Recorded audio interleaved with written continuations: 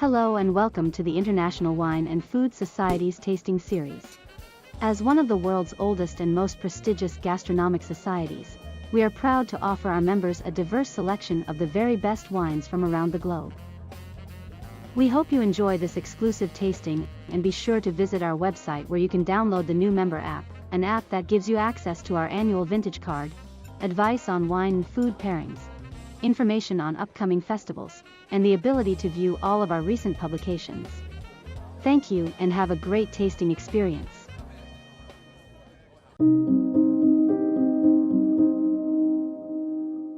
Hi, I'm Christy Melton, the winemaker at Freemark Abbey here in St. Helena, and welcome to our wonderful barrel room. I am the 8th winemaker in our 136-year history, which I am so happy to tell you about. We were founded in 1886 by a woman named Josephine Tixon.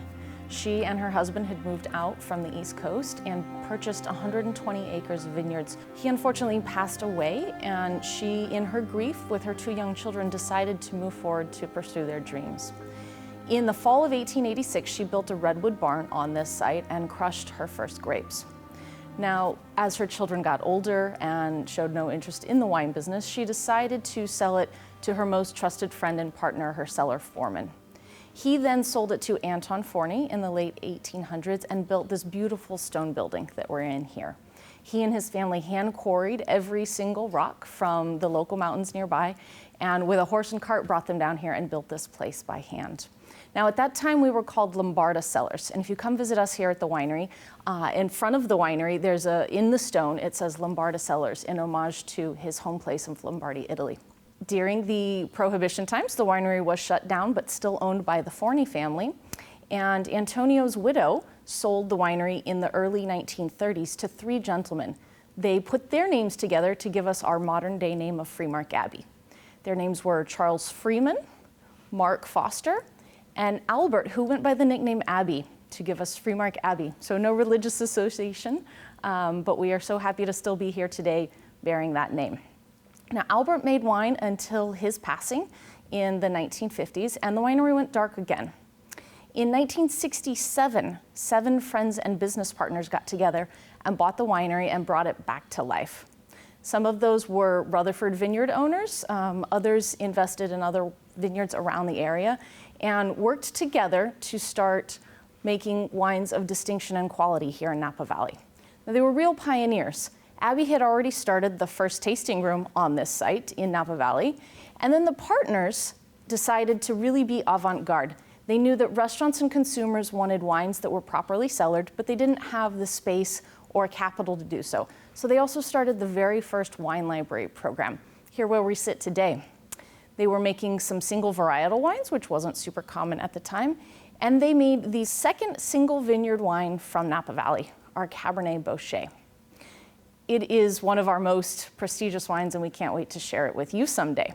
Some of you may have heard about an incredible event called the Judgment of Paris.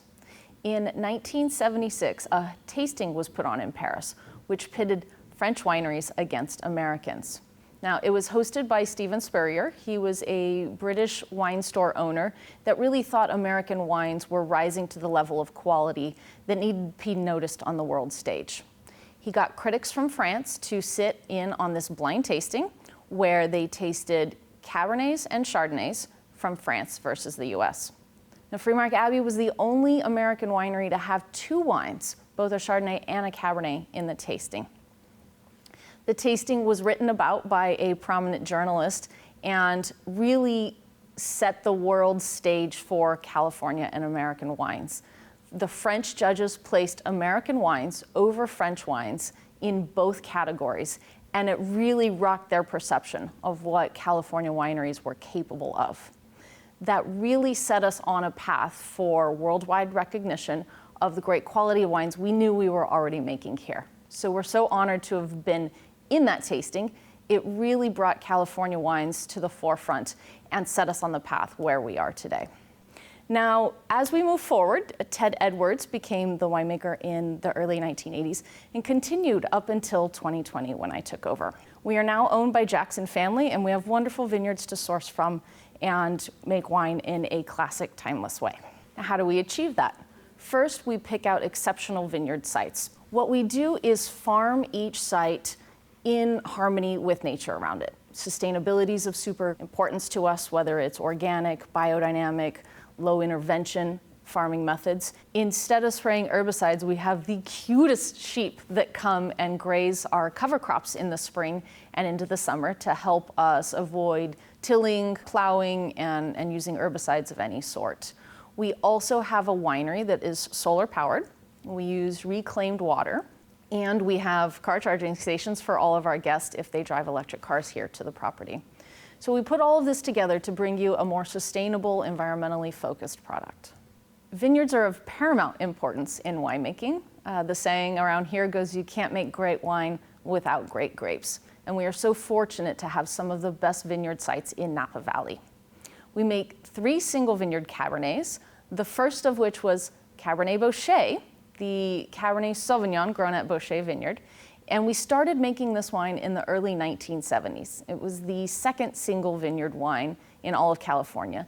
And the reason it's special to us is it's grown on the benchland of the Rutherford Appellation.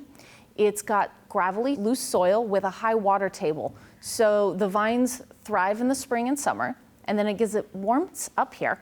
The water table drops, it naturally stresses the vine, and we get ideal, even ripening all the way through September.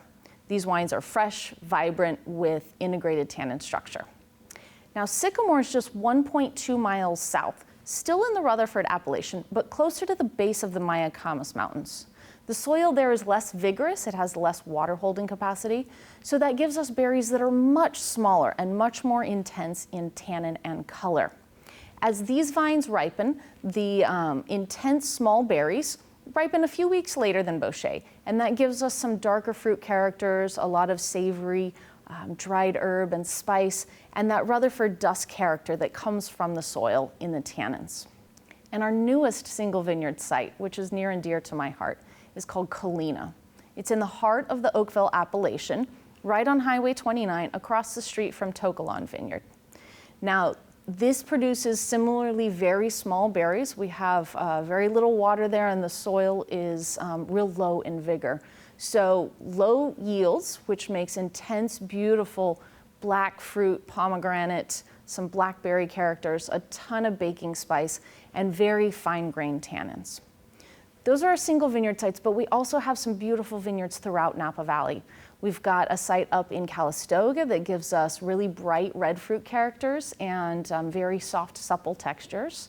We've got a great vineyard up on Howe Mountain. This is high elevation, low vigor as well, but much more in the wild blueberry category, bright acid, very vibrant wines.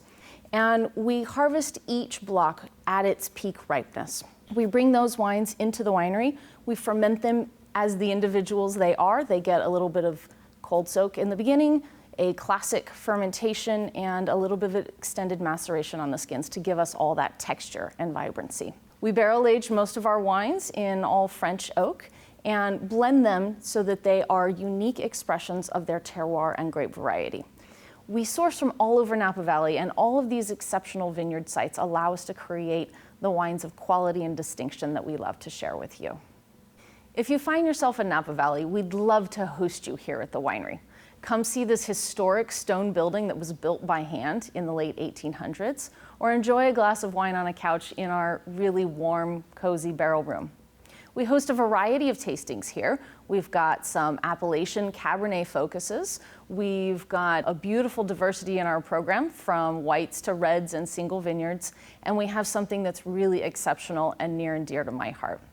Now, back in the 60s, when the partners established the first wine library here, they set us up for hosting great tastings in the future. We've got a decades tasting, which goes back 30 years in our wine library, showing you how our single vineyard wines age with balance and elegance, and how they taste at current release. You can get our library wines, you can get our current releases, a variety of warm and inviting spaces for you to enjoy wine and get to know us a little bit better. We'd love to see you out here soon. We have 3 really exceptional wines to share with you today. The first is our 2020 Chardonnay, a wine that is near and dear to my heart because it was my first winemaking project here at Freemark Abbey. Now, we sourced from 3 distinct appellations for this wine.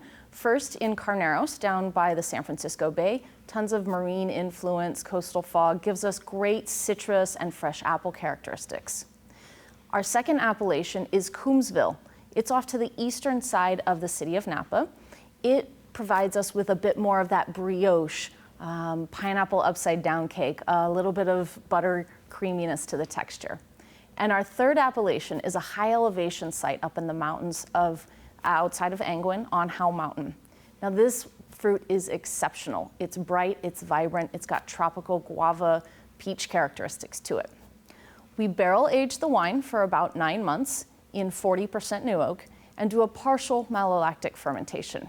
What this does is it gives us bright fruit characters of citrus, apple, and a beautiful brioche creamy texture to the wine.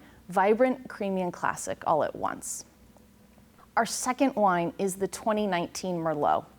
I think Merlot is such a special variety and I can't wait to share it with you guys. We source this from a variety of sites, both high elevation, same Howe Mountain Vineyard as our Chardonnay comes from, also valley and benchlands, some Rutherford Oakville fruit, a little up in Calistoga. And I want this to be a really classically balanced Merlot. Great plum and dark fruit characters in the nose with a bit of savory black olive and dried herbs. Bright and vibrant, nice tannins that stand up great with food or perfect on its own. And this wine is really drinkable now, but would do well in the cellar for another 5 to 6 years if that's the way you like to age your wine. Now our third wine, really exceptional and a small production. It's our 2019 Rutherford. This is a blend of 3 really exceptional sites.